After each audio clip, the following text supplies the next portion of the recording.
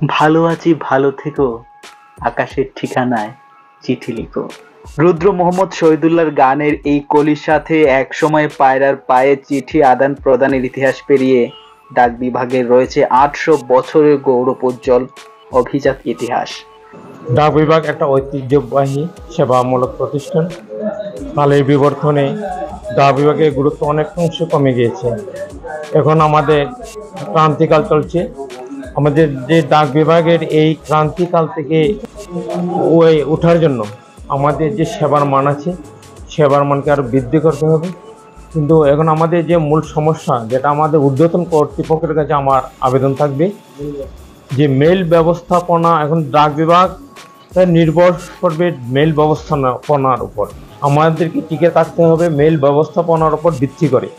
যে মানদাতার আমলের আগে যে সুরমা মেইল, জালালাবাদ মেইল, এইগুলা বাদ দিয়ে আমাদের নিজস্ব পরিবহনের মাধ্যমে ডাক পরিবহন যদি আমাদের চলাচল করতে পারে, তাহলে আমাদের এই যে দ্রুত গতিতে ডাকগুলো আমরা পাবো এবং সেবার মান আরো বৃদ্ধি পাবে।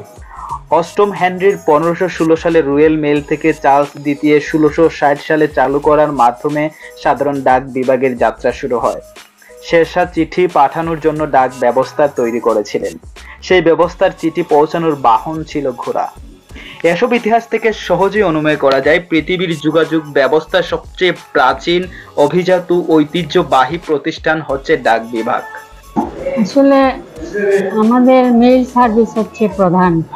আমাদের সার্ভিসের প্রধান অংশ হচ্ছে মেইল পরিবহন।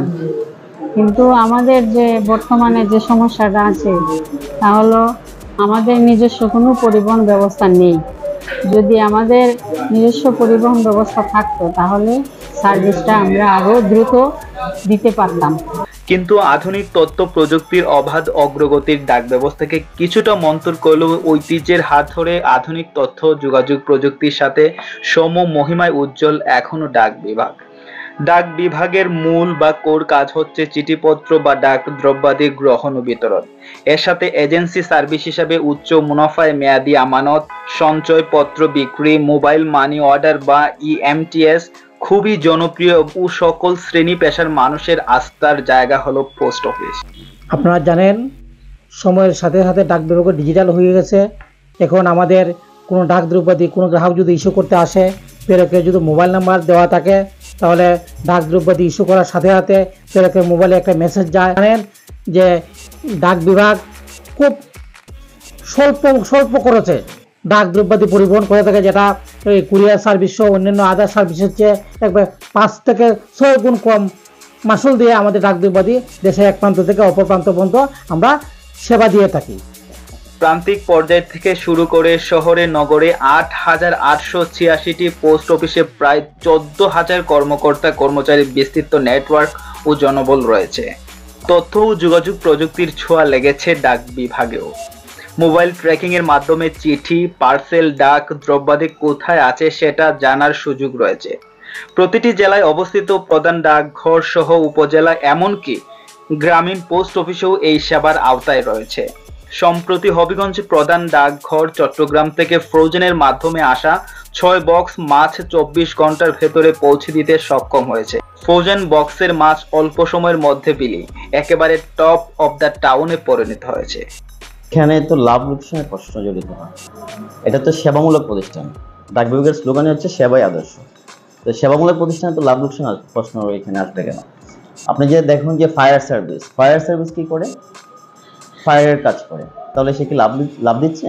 এটা আমাদের জরুরি সার্ভিস। ফায়ার সার্ভিস, পল্লী বিদ্যুৎ, ডাক, এগুলো যে জরুরি সার্ভিস, এখানে আমাদের প্রশ্ন যেত না। তবে হ্যাঁ, যেমন ধরেন লোকসানের প্রশ্ন তখন এখানে আসছে বান্দরবন থেকে শুরু করে বাহুবল। আমাদের একটা চিঠি বা একটা ডাক দ্রব্য যাওয়ার জন্য আমাদের কিছু চ্যানেল আছে। চ্যানেলটা হচ্ছে যে রানার আছে, প্যাকার আছে, আমাদের একটা অফিস আছে। এখন যদি চিঠি একটাও যায়, একটার জন্য কিন্তু আমাকে চ্যানেলটা মেনটেন করতে হচ্ছে। অর্থাৎ আমার এই লুকোবল কাজ করছে ঠিকই, ঠিক আছে।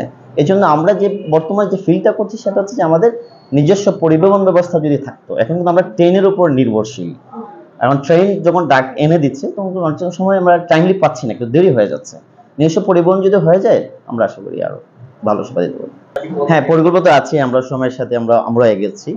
আমরা ডিজিটাল বাংলাদেশ থেকে আমরা স্মার্ট বাংলাদেশের রূপান্তরিত হচ্ছে। হ্যাঁ, তো আমরা আগে অ্যানালগি সঞ্চয়পত্র আমাদের ডাকঘর থেকে ইস্যু হতো, তারপরে এফডি ছিল অ্যানালগি, এসবি ছিল অ্যানালগি, এখন আমরা সব ডিজিটাল হয়ে গেছে। মাননীয় প্রধানমন্ত্রীর যে অভিপ্রায় বাংলাদেশ উন্নয়ন অগ্রযাত্রা জীবনী করে এগিয়ে যাচ্ছে 2041 সালে যে আমরা বাংলাদেশ ভিশন বা রূপকল্প 2041, সেখানে যে আমরা একটা উচ্চ মর্যাদাশীল রাষ্ট্রের আসনে অংশীদারিত্ব হতে চাই, সেখানে আমাদের ডাক বিভাগ গুরুত্বপূর্ণ ভূমিকা পালন করবে জাতির পিতার সোনার বাংলা গঠনে।